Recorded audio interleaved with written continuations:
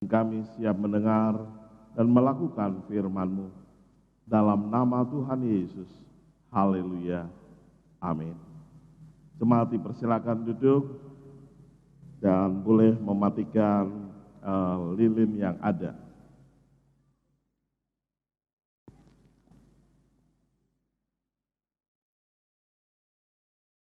Shalom. Shalom Bapak Ibu. Masih kurang terdengar suaranya. Shalom. Saya dibisiki oleh panitia jumlahnya sudah 420. Puji Tuhan. Tapi suaranya masih kecil. Shalom. Puji Tuhan. Boleh melihat ke kanan dan ke kiri, beri senyum, selamat Natal. Ya, inilah Gereja Baptis Indonesia Jatinegara. Puji syukur kepada Tuhan, kita boleh merayakan di tempat ini. Kalau tahun lalu masih belum ada tembok kanan kiri, sekarang sudah ada tembok di kanan kiri. Bersyukur progres yang terus berlangsung bagi pembangunan. Tapi juga jangan lupa pembangunan rohani kita juga harus dibentuk. Jemaat juga harus dibangun. Maka bulan ini kita belajar tentang teladan-teladan dari orang-orang yang ada di sekitar kelahiran Yesus Kristus. Bapak Ibu Saudara terkasih dalam Tuhan, ketika kita mengingat Natal, tadi fragmennya sungguh luar biasa. Terima kasih kepada panitia yang sudah bekerja keras, anak-anak yang boleh memberikan yang terbaik untuk Tuhan. Puji syukur kepada Tuhan. Semua yang digambarkan itu sudah merupakan bagian dari firman Tuhan. Jadi firman Tuhannya sebenarnya bukan hanya pada saat saya berbicara, tetapi sejak awal mulai kita sudah boleh melihat firman Tuhan berbicara kepada setiap kita. Bapak Ibu Saudara terkasih dalam Tuhan,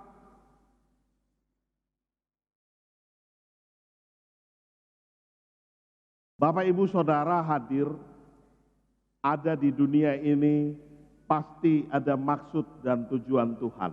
Amin. Coba beritahu ke kanan dan kirinya, Tuhan punya maksud bagi Bapak Ibu Saudara. Sama seperti Yusuf, Maria, gembala, orang Majus yang ada di sekitar kelahiran Yesus. Mereka kita bisa belajar dari mereka keteladanan yang sungguh luar biasa. Coba saya panggil gembala mungkin. Mewakili gembala-gembala, adakah gembalanya masih di belakang? Yusuf dan Maria, mana Yusuf? Wah, ini gembala dari berbagai bangsa ya tadi, ada dari Amerika, begitu ya, ada dari Malaysia. Dari Indonesia, sungguh luar biasa. Bapak Ibu Saudara, gembala mewakili keteladanan orang-orang yang sederhana. Mereka awalnya bingung mau mempersembahkan apa untuk Tuhan. Tetapi mereka dengan keyakinan yang kuat, mereka memberikan yang terbaik untuk Tuhan melalui apa? Kehadirannya. Walaupun mereka serba terbatas, tetapi mereka tidak pusingkan persembahan, tapi justru mereka datang dengan kerendahan hati, kesederhanaan, mereka tampil memberi yang terbaik untuk Tuhan. Begitu juga Maria. Bayangkan Bapak Ibu, khususnya para wanita, kalau berada di posisinya Maria, kira-kira seperti apa? Senang? Gimana Bapak Ibu, para wanita, kalau berada di posisi Maria? Bisa? Senang? Mau? Kok diem? Ini masih ada orangnya kah? Jujur saya silau dari sini, tidak bisa melihat Bapak Ibu sekalian ya. Para wanita, ada yang mau seperti Maria? Angkat tangan. Oh, nggak ada yang mau ya. Angel, sulit. Tapi Tuhan pakai dia dengan kesederhanaannya. Begitu juga Yusuf. Dikatakan orang yang tulus hatinya. Maksudnya Yusuf, kalau bisa Maria ini ditinggalkan saja. Yusufnya mana tadi? Enggak ada ya? Oh iya. Tetapi Yusuf dengan ketulusan hatinya, dia boleh datang dan menerima maksud Tuhan di dalam kehidupannya. Beberapa minggu lalu kita sudah belajar tentang Yusuf. Terima kasih. Bagaimana jadi gembala? Enak? Capek. Latihannya yang capek? Atau membayangkan gembala bagaimana pada saat itu? Capek karena harus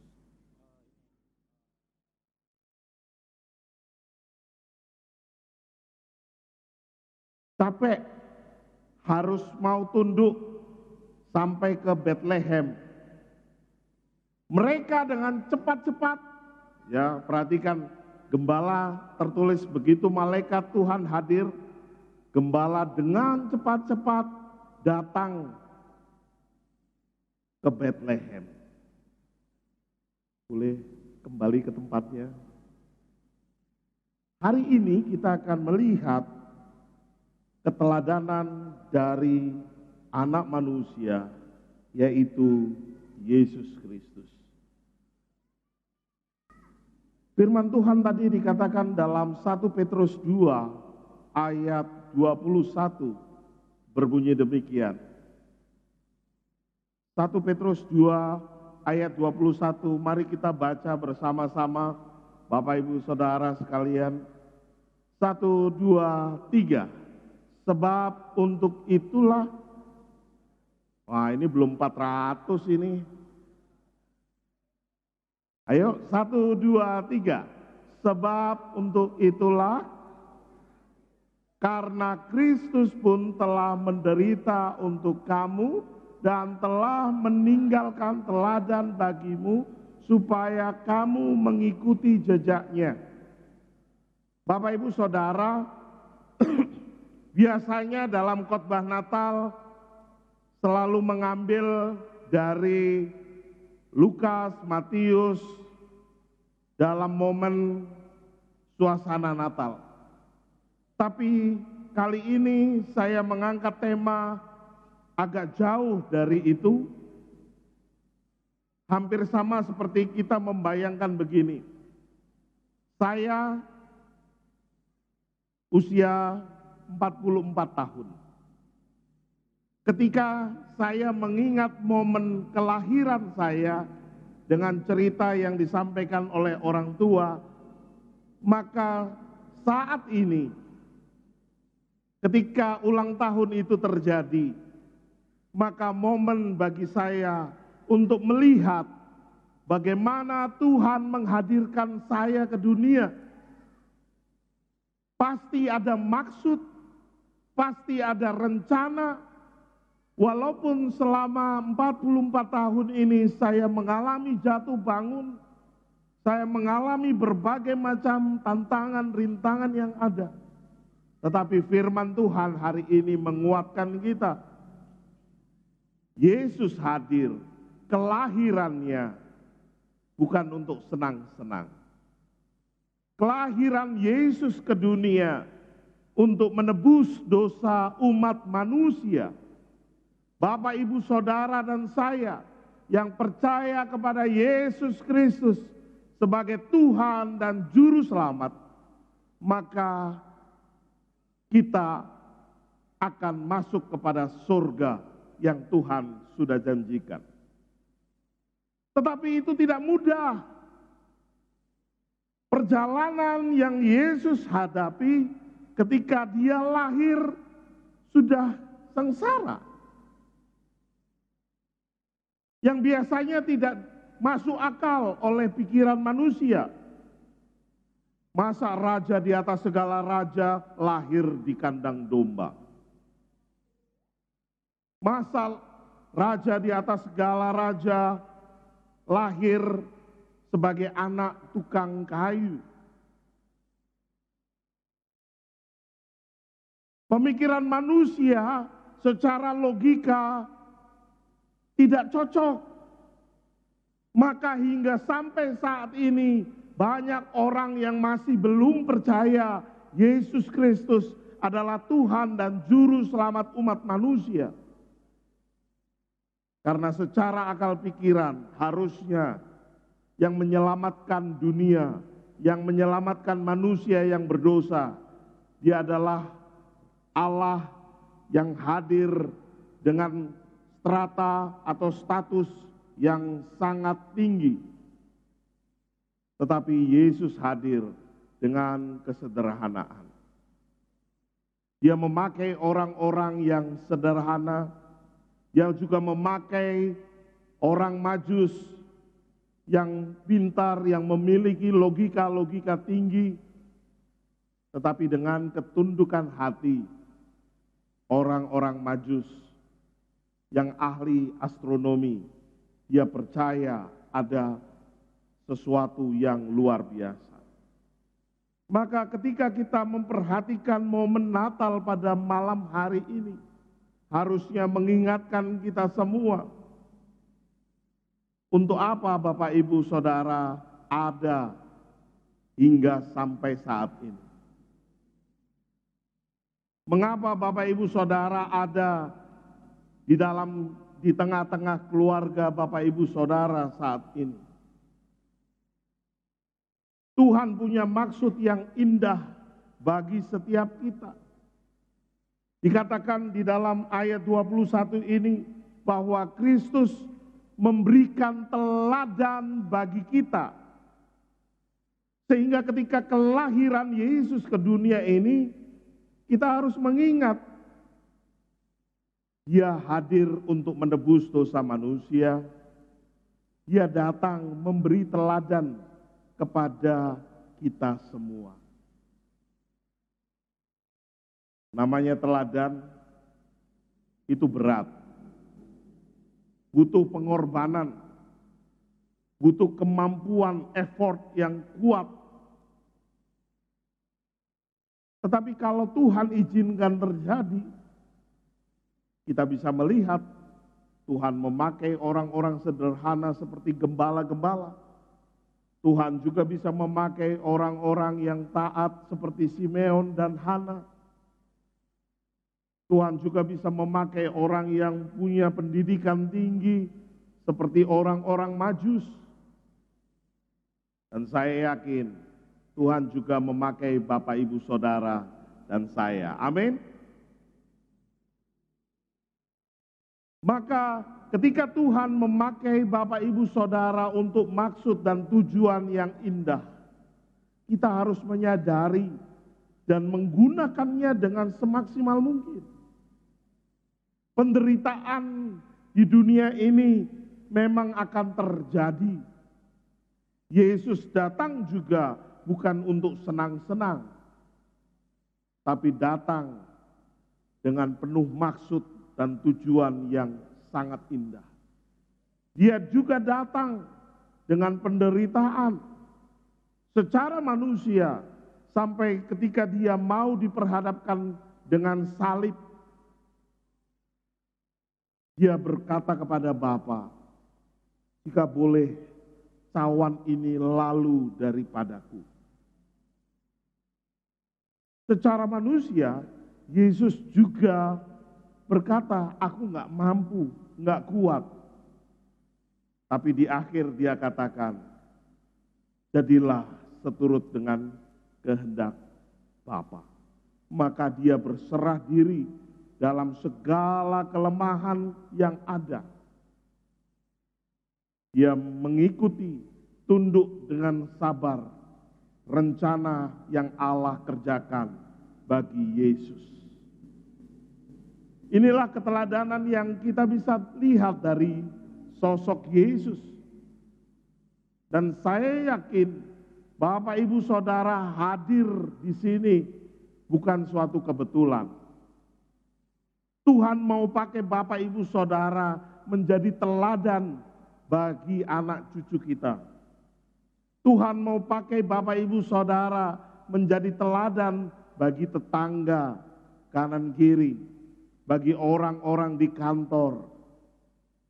Sehingga orang bisa melihat, oh, anak Tuhan memang hebat. Tapi sangat disayangkan kalau anak-anak Tuhan tidak meneladani cara Tuhan atau pola yang Tuhan sudah bentuk, yang sudah Tuhan tunjukkan kepada kita. Coba dilihat di ayat 21 yang terakhir dikatakan, supaya kamu mengikuti jejaknya. Mengikuti jejak di sini bukan hanya sekedar mengikuti arah belok kanan, belok kiri. Tetapi setiap langkah yang Tuhan kerjakan, ketika Tuhan sudah melangkah, ada bentuk, ada bekas langkah yang Tuhan sudah berikan, maka disitulah kita harusnya melangkah sesuai dengan langkahnya Tuhan. Sering orang Kristen akhir-akhir ini tidak menjadi kesaksian yang baik. Yesus Kristus hadir untuk menyelamatkan umat manusia. Orang masih banyak bertanya, mengapa Allah menjelma menjadi manusia? Ya karena dia ingin menyelamatkan manusia. Maka dia menjelma menjadi manusia dengan keterbatasan yang ada. Dan disitulah dia menunjukkan caranya menjadi manusia, manusia surgawi. Maka Bapak Ibu Saudara terkasih, ketika momen Natal ini boleh kita rayakan. Beberapa fragmen tadi sudah menggambarkan dengan jelas Tuhan memakai Maria, Yusuf, domba-domba, gembala-gembala, orang-orang Majus, dan Tuhan pasti memakai Bapak Ibu Saudara dan saya. Amin. Coba beritahu ke kanan kirinya, Tuhan mau pakai Bapak Ibu. Ayo bergerak. Tunjukkan keteladanan hidup menjadi anak-anak Tuhan. Jadilah teladan bagi orang banyak, sehingga nama Tuhan ditinggikan melalui kehidupan kita. Sekali lagi, jadilah teladan seperti Yesus telah menunjukkan jejaknya, telah menunjukkan cara hidup selama di dunia. Maka jadilah teladan bagi banyak orang. Terpujilah nama Tuhan, dan biarlah dalam setiap kesempatan yang Tuhan izinkan terjadi, Bapak Ibu Saudara jangan menyerah. Jalan-jalan Tuhan tidak pernah terselami. Polanya Tuhan berbeda dengan pola kita, tetapi Dia tetap memelihara dan menuntun kehidupan kita. Kalau penderitaan terjadi bukan karena salah Bapak Ibu, terimalah dengan sukacita. Karena Tuhan sedang mau memakai Bapak Ibu Saudara anak-anakku sekalian untuk kemuliaan nama Tuhan. Terpujilah nama Tuhan. Mari kita meresponi kebenaran firman Tuhan pada malam hari ini. Dan sebelumnya mari kita bersatu di dalam doa.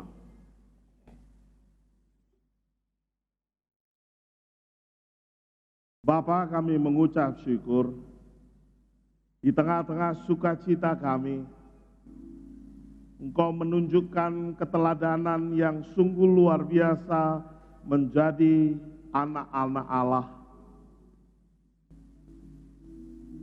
Biarlah di dalam sepanjang kehidupan kami, siapapun kami, dari latar belakang apapun kami, status sosial apapun yang ada di masyarakat, Tuhan mau memakai kami lebih indah.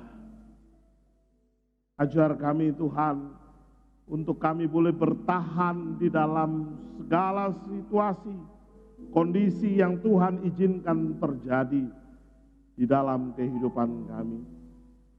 Terpujilah nama-Mu, biarlah di dalam momen Natal ini kami boleh diingatkan untuk kami pun sebagai anak-anak Allah menjadi teladan bagi banyak orang. Terpujilah nama-Mu Bapa. Di dalam nama Tuhan Yesus kami berdoa. Amin.